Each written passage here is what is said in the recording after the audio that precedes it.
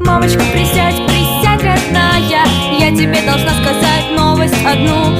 Мамочка, не плачь, прошу, родная, но не буду я учиться в МГУ.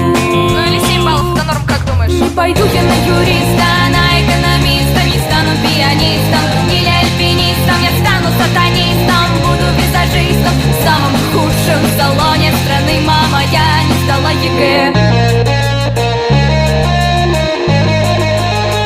Мама, я не сдала ЕГЭ. Да что я в армии отслужу и послужу на бюджет? Все окей, будет нормально.